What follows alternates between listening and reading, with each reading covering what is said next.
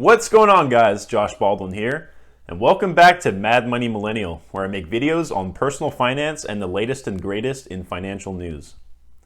In this video, I wanted to cover 3 of the best starter credit cards.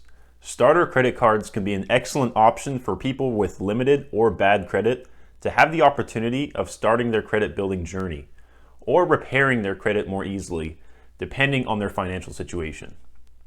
Now, typically, these beginner credit cards offer a pretty decent starting credit limit of $300 and above, annual fees ranging from $0 to $99, and up to 1% in rewards.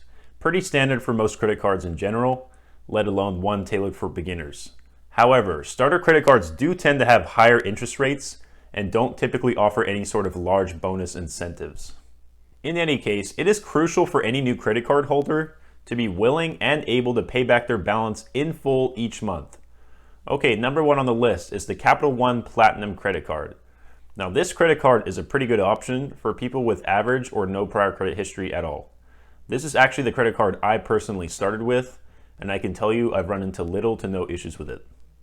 The Capital One Platinum card does not have a specific minimum credit score requirement, so you definitely won't run into too much trouble when you're trying to get approved. And as long as you continue to pay back your balance in full each month, you will be building credit very effectively. Also, their convenient website and mobile app do a pretty good job of handling any customer service issues or requests with ease. This card is not the best if you're already carrying an existing credit balance, as it will accrue interest at an above average rate compared to most credit cards.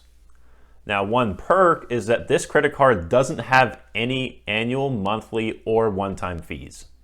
Additionally, cardholders do become eligible for higher credit limits after 6 months.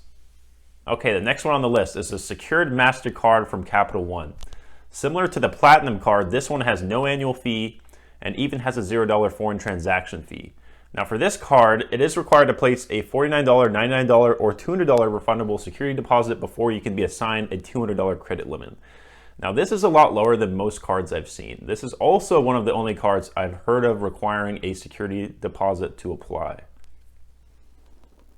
One benefit to this card is that it is excellent in helping you repair bad credit. But also keep in mind, people that have a non-discharge bankruptcy or another over-limit Capital One credit card will not be eligible to be approved for this card. Okay, last one on our list of best beginner credit cards is the Discover It secured credit card. Now, similar to the other 2 cards on this list, this one also has no annual fee. Surprise, surprise.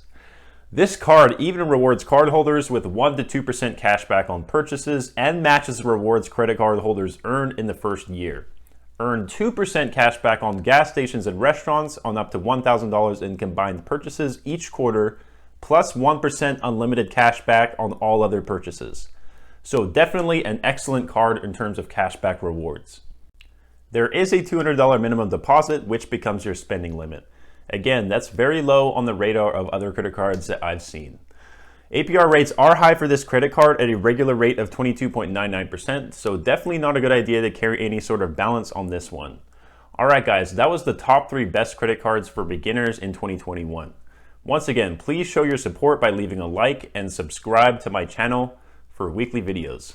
Stay safe, stay hustling, and I'll talk to you guys again next week.